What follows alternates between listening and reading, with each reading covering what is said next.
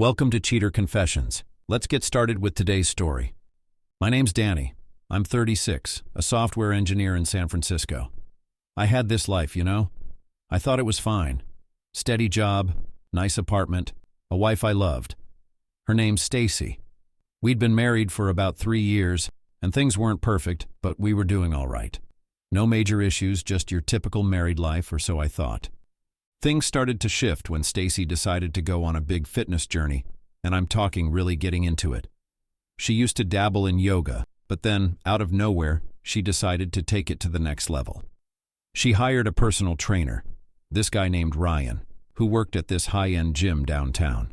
She'd always been into aesthetics, but this felt like it was something different. She became obsessed with her body, with posting progress pictures on Instagram, with counting every calorie. At first, I didn't think too much of it. I supported her. I thought, hey, this is a healthy hobby. It's great she's getting back in shape. I'd even help out more around the house so she could go to her sessions and not feel stressed. I didn't mind it. It seemed like something positive. But slowly, things started to feel off. Stacy wasn't just working out to feel better anymore. She was working out to be seen. She was spending hours at the gym, spending more time with Ryan than with me. Her posts on social media became more about her transformation than about us. Every caption was about self-love and new beginnings, and I started noticing more comments from people I didn't recognize, praising her like she was some kind of fitness guru. I remember one night I suggested we do something together. We hadn't had a real date night in a while, and I figured a quiet evening in might help us reconnect.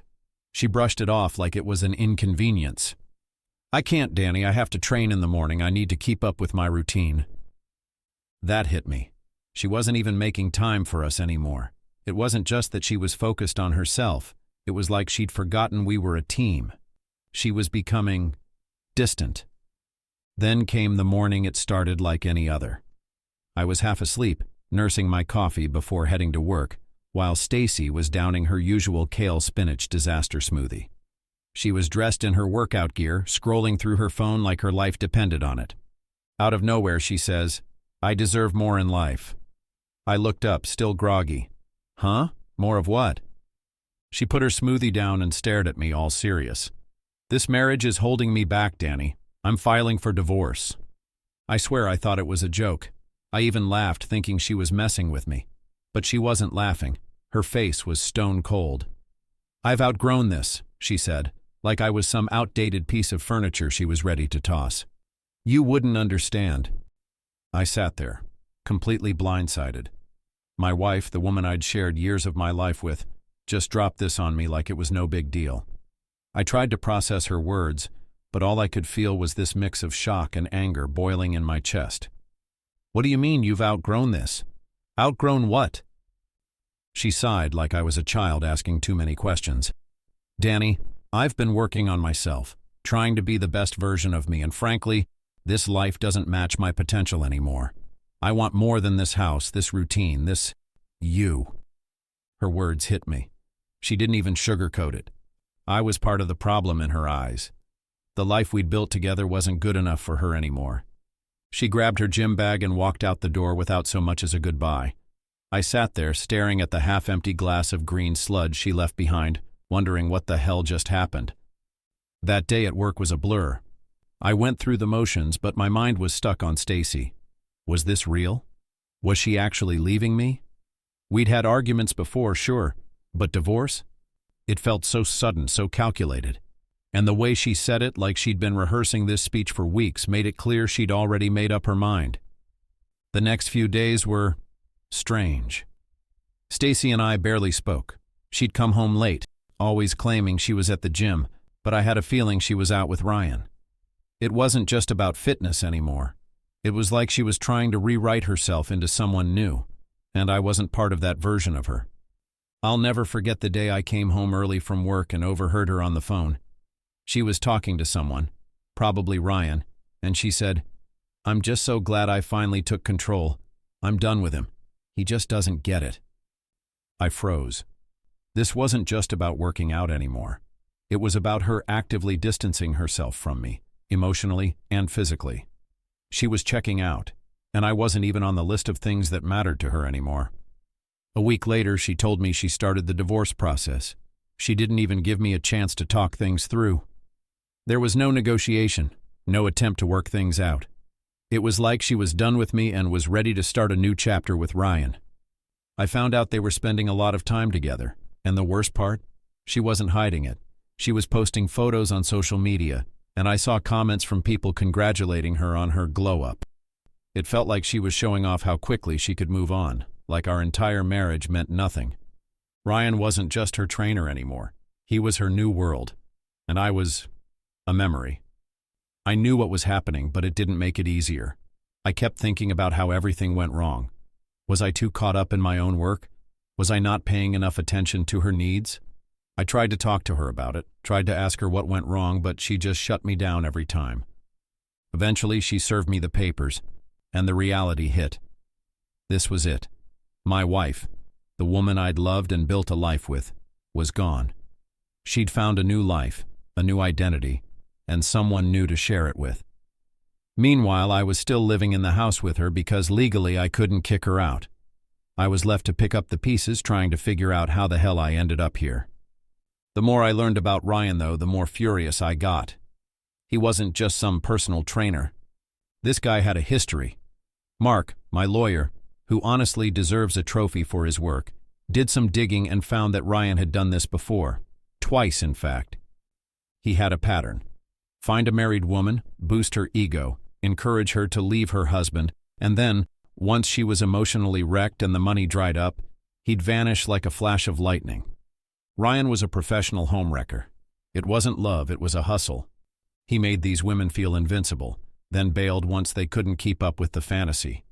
And Stacy, she was the perfect target. She thrived on attention, validation, and being adored. Ryan had her wrapped around his finger and she didn't even realize it.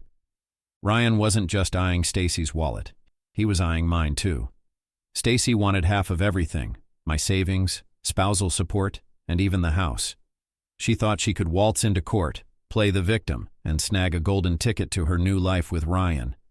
Little did she know, Mark had all the receipts, and I wasn't about to let her walk all over me. The next morning, Stacy was in the kitchen making one of her green smoothies, the kind she always flaunted on her Instagram. But today, the usual smugness was gone.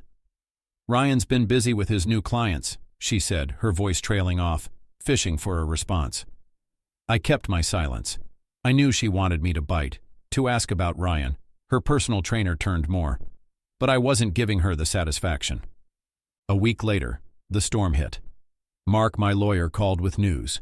Stacy had filed some last-minute paperwork trying to claim more assets. She wanted emotional compensation for the stress I had apparently caused her during our marriage. Yes, Stacy was now blaming me for her midlife crisis. Mark, with his unmatched expertise, was ready. He had a countersuit prepared, showing how Stacy had been draining our accounts and manipulating the situation for her own benefit. He even had screenshots of her Instagram posts, where she flaunted her new beginnings with Ryan, clearly living her best life at my expense. And then, just like that, Ryan vanished. He stopped showing up for their gym sessions, ignored her calls, and even blocked her on social media. Stacy spiraled. I could hear her pacing the apartment, calling him repeatedly. "Ryan, call me back. We need to talk," she whispered in a voice that was more desperate than I'd ever heard. Eventually, one of her friends spilled the tea. Ryan had moved on to another client, someone younger and less entangled in a messy divorce. Stacy was devastated. Her Instagram, once filled with flashy photos and motivational quotes, went dark. She even stopped going to the gym. One evening, Stacy tried to talk. "Danny," she started, standing in the doorway of the living room, her voice fragile. "We need to reevaluate everything. This divorce, it's been hard on both of us." I stared at her, waiting for the punchline. "What are you getting at, Stacy?" She sighed, clearly trying to summon some sympathy. "I think maybe we rushed into all this. I mean, we had good times, didn't we?" I almost laughed. "You filed for divorce, Stacy. You told me I was holding you back, remember? Now that Ryan's gone, you're having second thoughts?" She tried playing the victim, saying how lonely she was and how much she had sacrificed. But I wasn't buying it. "You made your bed, Stacy. Now lie in it." Her fantasy world was crumbling, and I didn't have to lift a finger. Karma was doing all the work. The day of the court hearing finally arrived. Stacy walked in, her usual confident stride replaced by hesitant steps. Her lawyer, a sleek city attorney, looked just as unsure. The once flashy blazer was gone, replaced by a simple cardigan. She must have known things weren't going to go her way. On my side, Mark was ready, carrying a binder thick with evidence. I wasn't nervous. This was about ensuring that the truth came out. Stacy's lawyer started, painting her as the long-suffering wife emotionally drained by my supposed lack of support. They tried to spin the narrative that my reluctance to embrace her fitness journey, her affair with Ryan, was a form of neglect. Mark let them talk, then calmly began dismantling their argument. He showed proof that I had supported Stacy, going above and beyond during her so-called fitness journey. He presented texts where I offered to join her in fitness classes, adjusted my work schedule, and even took on extra household chores. Then Mark dropped the bombshell. Screenshots of Stacy ridiculing me to her friends, calling me useless baggage, while bragging about Ryan being her ticket to a new life. The highlight? Stacy's personal journal entry detailing her plan to leave me, take as much as she could, and build a new life with Ryan. The judge's face said it all. Pure disbelief. "Mrs. Sullivan," the judge addressed Stacy, "your claims of emotional distress are unfounded. The evidence shows no indication of emotional neglect. In fact, it proves Mr. Sullivan's unwavering support." Then came the financial breakdown. Mark presented bank statements showing how Stacy had siphoned thousands of dollars from our joint account to fund her luxurious lifestyle. The judge's tone grew colder. "Mrs. Sullivan, you withdrew over $15,000 from your joint accounts, spending it on luxury items, fine dining, and personal indulgences. Such behavior is irresponsible and a clear violation of your marital obligations." Stacy's lawyer tried to argue, but the judge wasn't having it. "The house will remain Mr. Sullivan's property," the judge declared. "Additionally, Mrs. Sullivan is ordered to reimburse Mr. Sullivan $15,000 for the unauthorized use of marital funds." Stacy's face went pale. Her once unshakable confidence had evaporated. The court adjourned. Stacy slumped in her chair, defeated. Mark patted my shoulder as we walked out.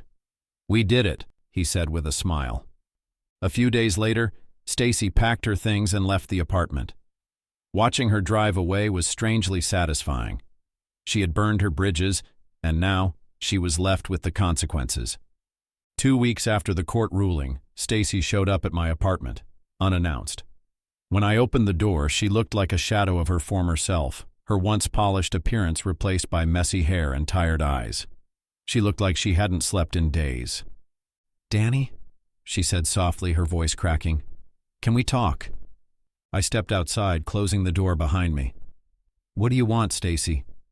She hesitated, wringing her hands. I wanted to say I'm sorry. For everything. I made mistakes. Big ones. I let Ryan manipulate me, and I got caught up in this fantasy. I ruined everything." Her words sounded rehearsed, but the desperation in her eyes was real. She wasn't here out of genuine remorse. She was here because she had nowhere else to turn. "I don't know what you expect me to say," I replied, keeping my tone calm but firm. "You made your choices. You chose Ryan, and you chose to try and take everything from me. Now you're dealing with the fallout." Tears welled up in her eyes. "Can we at least be civil? Maybe start over?" "I have nothing, Danny. I'm lost." I stared at her for a moment, feeling nothing but resolve. "Stacy, I gave you everything. My support, my trust, my love, and you threw it all away. You don't get to come back now and ask for a second chance. That's not how this works." She broke down, sobbing on my porch. After a moment, I stepped back inside and closed the door, leaving her outside with her regrets. Since that day, I've moved on. The apartment feels peaceful now, no longer filled with tension and resentment. As for Stacy, I've heard through the grapevine that she's still struggling to get back on her feet. She's burned bridges, lost friends, and is now facing the reality of her own choices. Sometimes karma doesn't just knock on the door, it kicks it down. For Stacy, it left her with nothing but the consequences of her actions. And for me, It finally brought the closure I needed. Thank you for watching.